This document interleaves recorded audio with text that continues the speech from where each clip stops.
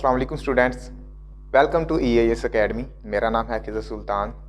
Students, जैसे कि हमने एल्गोरिदम का टॉपिक स्टार्ट किया था, आज हम उसकी एग्जांपल्स करेंगे। हमने पहले एल्गोरिदम को देखा, उसको समझा कि एल्गोरिदम क्या है, और आज हम उसकी प्रॉपर प्रैक्टिस करेंगे, एक्सरसाइज करेंगे, यानी कि उसकी एग्जांपल्स करेंगे और देखेंगे कि ये किस तरह हम इसको सोल्व कर सकते हैं। तो चलते हैं आज के लेक्चर की तरफ। तो यहाँ पे मैंने सबसे पहले एग्जांपल्स जो लिखी हुई है वो ये है कि find the sum product and average, यानी कि कुछ नंबर देने हैं और उन नंबर्स का हमने क्या करना है, सम, एवरेज और प्रोडक्ट उनकी फाइंड करनी है। ये हमने एग्जांपल्स फ्लो चार्ट में भी की है, ठीक है। वही एग्जांपल्स इसमें है, जो एग्जांपल हमने वो किए हैं वही एग्जांपल इसी में एल्गोरिदम में है, ठीक है, कोई चेंज नहीं है। तो देखते हैं कि ये किस तरह होगा। सबसे पहला स्टेप हमारा क्या था, स्टार्ट का, ठीक है। तो सबसे पहले हमने क्या किया, अपने प्रोग्राम को स्टार्ट किया। उसके बाद था स्टेप 2, हमने इनपुट देना था। क्या करना था, इनपुट देना था, चंद नंबर्स, यानी कि उसमें नंबर इनपुट देने थे जो जिस पे वो काम होना था। अब यहाँ पे मैंने 5 नंबर एंटर किए हैं, N1, N2, N3, N4, N5, यानी कि ये यूज़र को शो होंगे कि आप 5 नंबर एंटर करो। ये सिर्फ यूज़र को दिखाने के लिए है, ठीक है। तो यहाँ पे यूज़र 5 नंबर एंटर करेगा। उसके बाद स्टेप 3 हमारे पास क्या है, सेट वैल्यू, यानी कि वैल्यू सेट की है। सेट में क्या है, सम to N1 plus N2, N3, N4, N5, इनको प्लस कर दो, यानी कि उसने कहा है कि सम इन नंबर्स को सम कर दो। Set some to N1, N2, N3, यानी कि जो नंबर्स दिए हैं उनको सम करना है। उसके बाद स्टेप 4 में क्या है, set product N1 multiply N2, N3, N4 और N5, ठीक है। उसी तरह स्टेप 5 में है सेट एवरेज, उसके बाद हमने एवरेज का फार्मूला लगा दिया। फिर स्टेप 6 में आ गया आउटपुट सम, प्रोडक्ट और एवरेज, यानी कि उसने आउटपुट दिखा दिया कि आपका सम क्या है, आपकी आउटपुट क्या है, आपका सम क्या है, आपकी प्रोडक्ट क्या है और आपको एवरेज क्या है, ठीक है। उसके बाद हमारा स्टेप 7 एंड हो गया, ठीक है। यानी कि लिमिटेड स्टेप्स से मुराद यहाँ ये चीज़ थी कि ये इसके स्टेप्स प्रॉब्लम के हिसाब से बनेंगे। जिस तरह की आपकी प्रॉब्लम, यानी कि जितनी बड़ी आपकी प्रॉब्लम होगी उतने आपके स्टेप्स होंगे, जितनी छोटी प्रॉब्लम होगी उतने कम आपके स्टेप्स होंगे, ठीक है। लिमिटेड से मुराद ये है, ये नहीं कि इसके स्टेप्स डिफाइंड है, यानी कि 7 स्टेप्स हैं, इसके पास या 6 स्टेप्स हैं या इसके 10 स्टेप्स हैं। स्टेप्स इसके उस हिसाब से बनेंगे जिस हिसाब से हमारी एग्जाम्पल होगी। और ये मैंने इसलिए आपको जल्दी करवाई है क्योंकि ये आपने फ्लो चार्ट में की हुई थी, ठीक है। तो ये मैंने आपको एग्जाम्पल करवा दी है सम, प्रोडक्ट और एवरेज फाइंड करने की। उसी तरह की है, वही चीज़ है, बस इसमें तरीका हो रहा है। वहाँ पे हम फ्लो चार्ट बनाते थे, इसमें हमने इसको रिटर्न फॉर्म में लिखा हुआ है, ठीक है।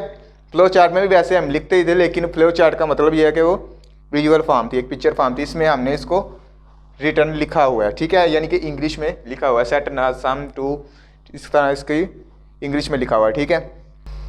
उसके बाद हमारे पास दूसरी एग्जाम्पल है जिसमें हमने एक्सेलरेशन फाइंड करना है। और आपको पता है कि एक्सेलरेशन किस तरह फाइंड करते हैं, किसी भी मूविंग ऑब्जेक्ट का एक्सेलरेशन किस तरह फाइंड करते हैं, उसका मास और उसके ऊपर अप्लाइड फोर्स वो हमें मालूम हो तो हम उसका एक्सेलरेशन फाइंड कर सकते हैं। तो इसमें हमने सबसे पहले क्या किया, पहला स्टेप अपने एल्गोरिदम को स्टार्ट किया, ठीक है। उसके बाद स्टेप 2 में हमने क्या किया, इनपुट उसमें नंबर किया, वैल्यू दी, मास और फोर्स, ठीक है। स्टेप नंबर 3 में हमने क्या किया, सेट एक्सेलरेशन। अच्छा, ये स्टेप 3 जो मैंने लिखा हुआ है सेट, ये बेसिकली काम करता है प्रोसेसिंग का, ठीक है। जब भी आप इस पे आएंगे तो ये प्रोसेसिंग का अमल करेगा। देखें, हमने पहले जो एग्जांपल की थी एवरेज की, उसमें भी उसने प्रोसेस किया था, यानी कि उसने सम किया था, फिर उसने प्रोडक्ट की उसकी ली थी, फिर उसने उसके बाद एवरेज फाइंड की थी, प्रोसेस किया था उसने। इसमें भी ये एक्सेलरेशन फाइंड कर रहा है, यानी कि फार्मूला लगा रहा है, प्रोसेस कर रहा है, ठीक है। तो स्टेप 3 पे इसने क्या किया, set acceleration to force over mass, यानी कि इसका फार्मूला लगाया फोर्स और मास को फाइंड करने का, फोर्स ओवर मास, ठीक है। स्टेप 4 पे क्या हुआ, उसने आउटपुट दे दी कि इसके बाद आपने जो फाइंड किया है एक्सेलरेशन, जो आपने वैल्यू इनपुट की है उसकी आंसर उसका ये है, यानी कि एक्सेलरेशन उसका ये आया है। स्टेप 5 में एंड हो गया प्रोग्राम, ठीक है। जैसे हमारा प्रोग्राम कंप्लीट हुआ स्टेप 5 में, वो आके एंड हो गया, हमारा प्रोग्राम ख़त्म हो गया। अब देखिए यहाँ पे 5 स्टेप हैं। पहले हमारे जो प्रोग्राम था, यहाँ पहला जो एल्गोरिथम था उसमें कितनी स्टेप थे? 7, और इसमें कितने हैं? 5, ठीक है। यानी कि लिमिटेड से मुराद प्रोग्राम के या एल्गोरिथम के हिसाब से उसके स्टेप्स होते हैं, ठीक हो गया। और उसके बाद हमारे पास तीसरी एग्जांपल है जिसमें हमने वॉल्यूम फाइंड करना है, ठीक है। यहाँ पे वो कह रहा है कि volume of cube, find the volume of cube. अब आपको पता है कि वॉल्यूम क्या होता है किसी भी क्यूब का? उसकी लेंथ, विड्थ और उसकी हाइट, इन चीज़ों को हम मल्टीप्लाई कर दें तो उसका वॉल्यूम आ जाता है। अब देखिए यहाँ पे सबसे पहले प्रोग्राम को हमने क्या किया? स्टेप 1 में स्टार्ट किया, ठीक है। स्टेप 2 में क्या किया? उसको वैल्यू दी, इनपुट नंबर। अब देखिए यहाँ पे इनपुट के बाद नंबर आ रहा है। नंबर से मुराद ये चीज़ होगी कि उसमें कोई ना कोई नंबर एंटर होना है, ठीक है। यानी कि 1 2 3 4 5, यानी कि ये कोई ना कोई नंबर एंटर होगा, 1 2 3 4 5, ठीक है। इस तरह कोई ना कोई उसकी वैल्यू एंटर होगी, जो वैल्यू होगी इसकी नंबर्स में ही होगी, ठीक है। कोई अल्फ़ाबेट में, यानी कि जिस तरह हमने यहाँ पे साइड्स लिखी हैं, तो इसकी देखें इसकी कितनी साइड्स हैं? 3 साइड्स हैं, तो इसकी साइड्स लिखी जाएंगी, ठीक है। इनपुट नंबर्स, ठीक है। तो स्टेप 3 में उसके क्या किया है? Set volume to side multiply side multiply side. अब ये साइड से मुराद यही चीज़ है कि लेंथ, विड्थ और उसकी हाइट। आप चाहे यहाँ पे लेंथ, विड्थ और हाइट कर लें, यहाँ इसको साइड ही रहने दें, आपकी मर्ज़ी है, ठीक है। मैं तो यही कहूँगा कि जो जैसा आपकी बुक में लिखा हुआ है आप वैसे ही लिख दें। समझ तो आपको आ गई है कि इससे क्या मुराद है, ठीक है। तो आप साइड ही लिख दें तो बेहतर है, ठीक है। उसके बाद स्टेप 4 में वो आउटपुट दे रहा है वॉल्यूम, यानी कि उसने प्रोसेसिंग की स्टेप 3 में और उसने बता दिया कि इसका वॉल्यूम ये आया है, ठीक है। उसके बाद स्टेप 5 में क्या हुआ? एंड हो गया। इसमें भी हमारे पास लिमिटेड जो स्टेप्स आ रहे हैं वो 5 ही हैं, ठीक है। अब मैंने डायरेक्ट 5वीं एग्जांपल की है, 4th मैंने इसलिए नहीं की ताकि वो आप करें, वो सेम उसी तरह ही है जैसे 3rd है, ठीक। उसमें हमने क्यूब फाइंड किया था और इसमें हमने पैरेललोग्राम फाइंड करना है 4 वाली में, ठीक है। उसके बाद मैंने 5वीं लिखी है। अब 5वीं में क्या करना है? वो ये कह रहा है कि find the larger one out of the given 3 number, यानी कि 3 नंबर उसने दिए हुए हैं और वो कह रहा है कि इन तीनों में से देखें कि लार्जर कौन है, ठीक है। जैसे इसमें तो ये वाली फिंगर हमें नज़र आ रही है, लार्जर है। हमने नंबर्स में देखना है कि कौन सा नंबर लार्जर है, ठीक है। यहाँ पे मैंने एक सिंपल सा प्रोग्राम लिखा है, सिंपल सा एल्गोरिथम लिखा है आपकी बुक से हट के, ठीक है। ये भी आप समझ लें, आपको समझ आ जाएगी। इसकी भी ये भी इजी है, लेकिन जो आपकी बुक में अगर आप वो करना चाहें आप वो भी कर सकते हैं। मैं उसका भी आपको हिंट दे दूँगा, ठीक है। स्टेप 1 में क्या किया हमने? अपने सबसे पहले प्रोग्राम को स्टार्ट किया जो हम रेगुलरली करते हैं, जो हम रेगुलरली ये काम करते हैं स्टार्ट करने का, ठीक है। स्टेप 2 में हमने क्या किया? इनपुट नंबर दिया है। इनपुट नंबर क्या किया है? A B C हमने लिख दिया है कि अब नंबर एंटर करो कौन सा। अब यहाँ पे नंबर, यहाँ पे A B C, ये इसको नहीं समझना कि यहाँ पे नंबर है, जो मैंने पहले एग्जांपल में बताया था। नंबर को, नंबर से मुराद उसने नंबर ही एंटर करना है कि A में 1 2 या 3 नंबर एंटर करो, B में भी और C में भी, और नंबर कंपेयर होंगे, ठीक है। स्टेप 3 में क्या किया है? If A greater than B and A greater than C then output A, ठीक है। अब देखें हमारे पास 3 नंबर हैं, अगर A बड़ा होगा तो वो जाहिर है B से भी और C से भी बड़ा होगा, B से भी और C से भी बड़ा होगा। अगर हमारे पास B बड़ा है तो वो क्या होगा? A से भी बड़ा होगा और C से भी बड़ा होगा।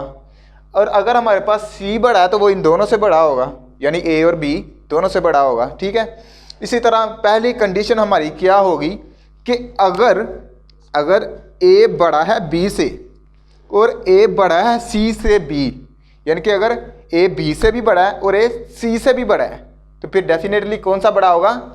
A। आउटपुट क्या कर दे? A। अगर नहीं, दूसरी कंडीशन पे आए, if B greater than A and B greater than C, यानी कि अगर B A से भी बड़ा है और C से भी बड़ा है, तो फिर प्रिंट कर दे या आउटपुट हमें दे दे बी, उसके बाद इफ़ सी ग्रेटर देन ए, अगर नहीं तो फिर चेक करें क्या सी ए से बड़ा है एंड सी बी से भी बड़ा है। अब क्या सी ए से भी बड़ा है और सी बी से भी बड़ा है, देन प्रिंट कर दे सी। ठीक है, यानी कि पहले उसने पहली कंडीशन चेक की, अगर ए बी से भी बड़ा है और सी से भी बड़ा है तो फिर क्या प्रिंट कर दे ए। अगर बी ए से भी बड़ा है और सी से भी बड़ा है फिर क्या प्रिंट कर दे बी।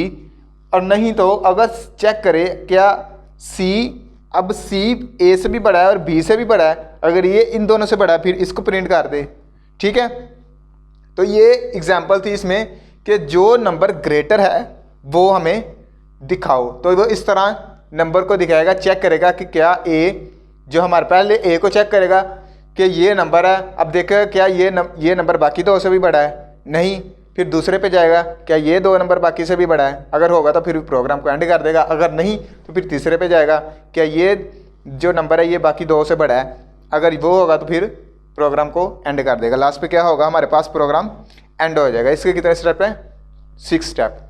ठीक है, लेकिन आपकी बुक पे जो एग्जाम्पल दी हुई है वो किस तरह की हुई है, वो उसने सबसे पहले क्या किया हुआ है कि मैं आपको ज़बानी ही बता देता हूँ कि उसने पहले एक नंबर को सेट कर दिया है। एक नंबर को क्या किया, सेट कर दिया।